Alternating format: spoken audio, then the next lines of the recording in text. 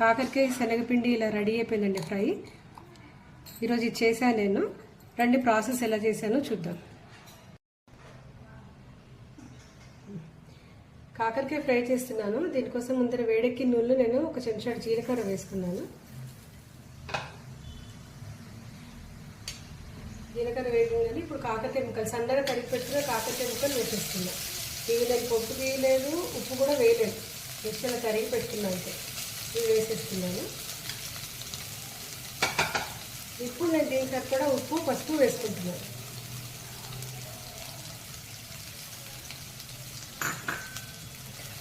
ఇవి ఏం చేసి మూత పెట్టేసుకుంటాను.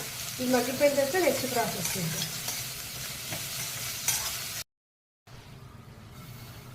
ఇప్పుడు ఎంతవరకు అయ్యాయో చూద్దామండి కాకరకాయలు.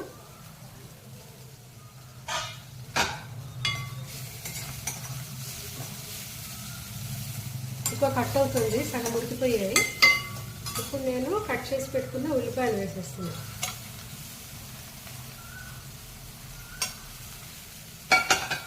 మిగిలిన పచ్చిదనం ఏమైనా ఉన్నా ఈ ఉల్లిపాయ నుంచి వచ్చే తడికి ఉప్పు కూడా వేసేసాను కాబట్టి నీరు వస్తుంది, కొంచెం ఉడికిపోతుంది.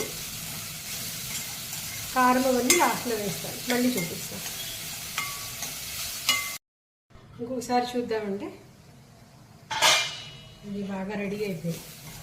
ఇప్పుడు నేను దీనిలో శనగపిండి వేస్తున్నాను.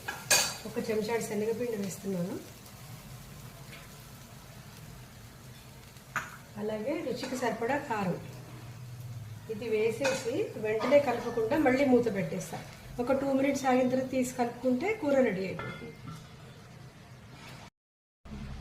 చూద్దామండి శనగపిండి. ఇలా ఎందుకు చేస్తానంటే నేను నూనె తక్కువ వేసినప్పుడు ఇలా చేస్తే శనగపిండి మాడిపోకుండా ఉంటుంది. పైనంతా కొంచెం ఆవిరికి పచ్చిదనం పోతుంది. ఒక నిమిషం బాగా పైకి కిందికి కలిపేసేసుకుంటే ఇది చక్కగా వేగిపోతుంది. తక్కువ నూనెతో చేసుకున్నప్పుడు ఇలా చేస్తాను నేను.